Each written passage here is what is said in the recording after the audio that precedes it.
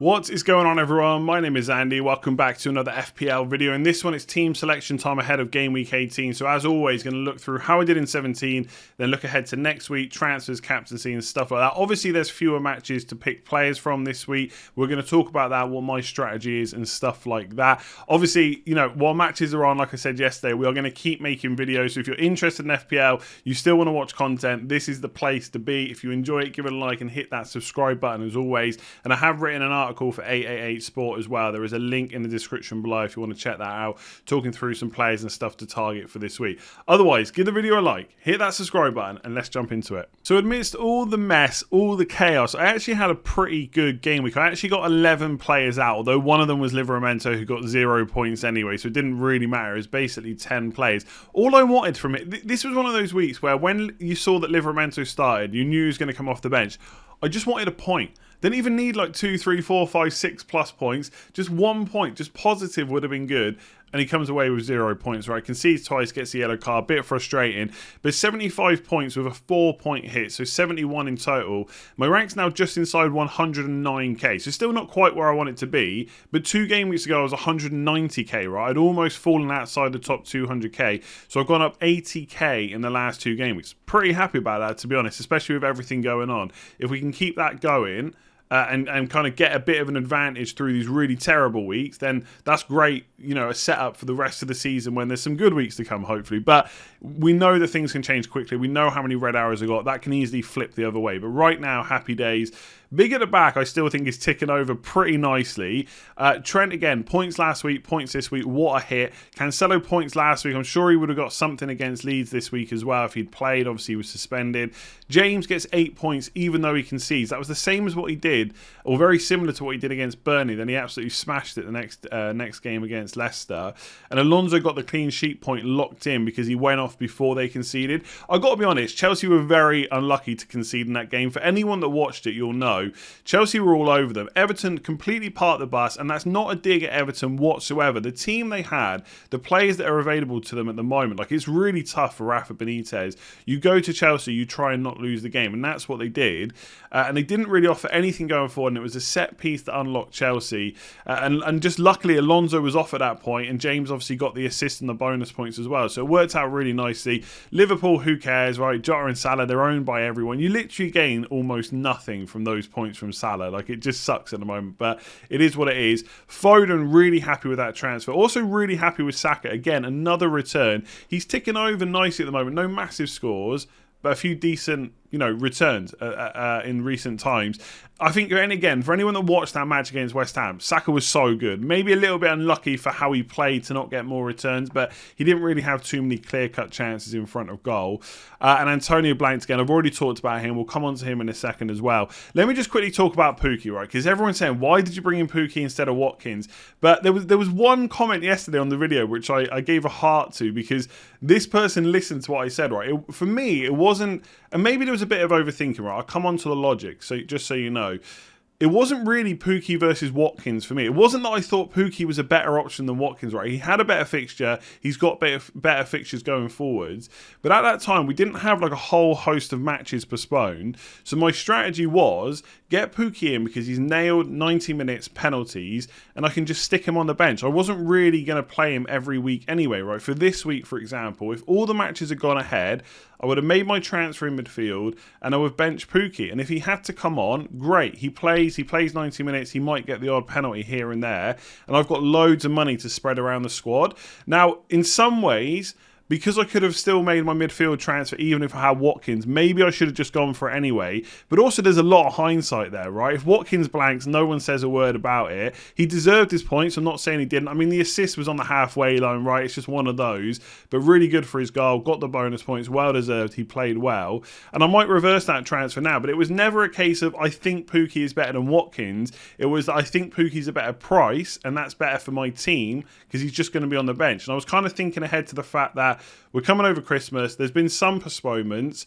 and I don't want to go for Dennis. I didn't go for Dennis because I didn't want the double up in case their matches get called off, which they did, and so I got Pookie's 2 points. So in the end, those 2 points were pretty big over like a Dennis or, well, I already have King, right? So yeah, look, it turns out it was a big mistake because having Watkins this week because the game's on would have been huge. That would have been 1 transfer saved. It would have also been 10 extra points, but I'm not going to complain. The logic in my head was there anyway, right? I wanted the extra money. I still got a big green arrow. We can rectify it this week. No problem. Let's see how we're looking for game week 18. So I'm just going to split this into 2 parts. We're going to do the defense first, then we're just going to do the attack because, spoiler alert, I've got no forwards this week like a lot of people. So I've got 1 free transfer, 99.9 million squad value, but I've got 4.4 million in the bank. So I'm fairly flexible. The only problem is there's not really too many players to pick from. Defense is looking pretty good again, right? Cancelo comes back in. I'm absolutely sure about that for Man City against Newcastle. Fully expect a clean sheet. I mean, if you look at the stats from last night, the Liverpool and Chelsea stats are very similar to each other. The difference is that Liverpool put their chances away and Chelsea didn't. And obviously Chelsea were unlocked from a set piece and Liverpool were unlocked from an absolute, well, pretty great goal from Shelvey, right? But from miles out, okay? You don't concede those goals too often. So I think Cancelo, another great chance for a clean sheet and attack and returns. Obviously, I'm not getting rid of Trent. He's just one of the best players in the game. Ramsdale's been a bit of a hero, right? Remember back in the day, a few weeks ago, when I was thinking about, I wish I just kept Sanchez. Well, not anymore. Ramsdale's been brilliant. And the Chelsea boys, again, I think they were really unlucky to concede against Everton, generally in just how the match went. Like, again, not taking anything away from the goal and stuff like that, but a little bit unlucky. And I think Wolves away is a pretty good fixture as well. The only thing I will say is, at some point, they're going to have to go, right? I think you can hold them for 3 fixtures, but then they really probably do need to go. I don't think you necessarily need to rush to get both of them out, but they are in my plans. Like, my general strategy going forward is I really want to try and roll a free transfer soon. And I know that's really difficult, but that was part of the kind of logic with getting Pookie in, that I have like kind of 14 playing players. Obviously, Foster's just on the bench until I need to make a move there. Just so that I'm not always panicking about, okay, well, this player's missing out. I've got someone on the bench. But I will, at some point, have to roll a transfer. In Game Week 21, going into that week could be key because we're not quite sure exactly when players are going. I'm assuming Salah's going to play that game and then go to African Cup of Nations. We don't know for sure.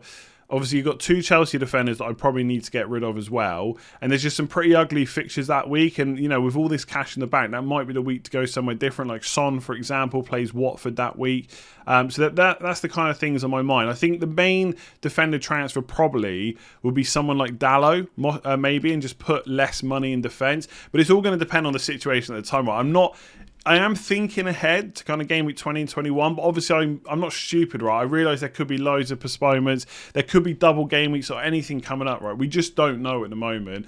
But right now, I've got no real plans for this team other than over the next couple of weeks figuring out a way to get rid of one of Alonso or James. Probably Alonso first, because we know that, you know, if Chilwell comes back or anything like that, James is more nailed. James is probably a little bit more attacking as well these days too. But Cancelo, Trent going nowhere. Ramsdale, neither. Probably not making a transfer. If I was going to make a transfer on my defence, it would be Livramento out for an Aston Villa defender. I'll discuss more about them in the Game Week preview later on today. Probably Cash, maybe Konza, someone like that.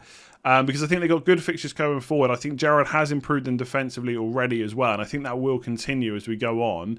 And okay, look, it's not great playing 5 at the back, but it might be a better transfer than getting rid of one of my attackers who I might want to keep longer term. I could even take a hit this week, which I'll come on to in a minute as well. So no transfers on the main players you see on the pitch as it stands, but Livramento to a Villa defender is definitely on my mind. This is with the attack added in. Now, I'm in a pretty fortunate position where right now I have 10 playing players, although I will say you've got to take into account the quality of the player, because some people obviously have only got like 7, 8, maybe 9 or whatever, but one of my players is Brownhill. He didn't even start the last game. I don't know if he'll definitely start this one, and obviously even if he does, probably 2 points is probably the max he's ever going to get me, so he's not really worth too much more. So really I've only got 9 players, I would say. And the reason I've put Pookie on the pitch, there is a reason for that, is because he will probably be my transfer out this week. I think a lot of people are probably going to look at getting rid of Antonio this week. Fair enough if you are. But for me, I've got Pookie, so it makes more sense to get rid of him than Antonio. And I probably just will get Watkins. And again, I know people are going to say you should have just got him last week, but I didn't realise that half the fixtures was suddenly going to go missing. I'm not going to be stubborn about it. Again, it was never really Pukki versus Watkins. I never said that Watkins was a bad option or anything like that. And I think the fixtures are pretty good going forward. Obviously, the week after they have got Chelsea, but I can probably bench him for that if I need to. And again, he's a 90-minute man. So at this point in time, when there's going to be rotation, matches called off, when his matches are on, he's always going to play. So Pukki to Watkins is probably my move. The only thing I will say if I do that is it blocks me doing Brownhill to Grealish. And I do think there is some temptation just to triple up on Man City because I think that Newcastle game's so good. Again, as far as we know, it's going ahead. The one kind of thing that Watkins has in his favour, and this is kind of where my thinking is at right now, is he plays the first game of the game week. So the deadline's at 1:30 now on UK time.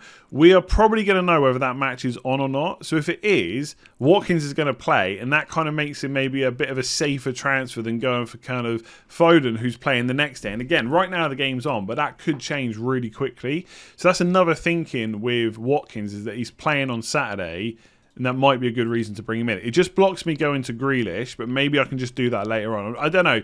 Maybe I'm overthinking that a little bit. Originally, this team was going to be bench Pukki, play Antonio against Norwich, and just do Brownhill to Bowen and still play 4-5-1. So that was going to be my formation anyway. So I do think I'm going to do Pukki to Watkins. It does block Grealish, but it does give me the money to do Brownhill to Rafinha.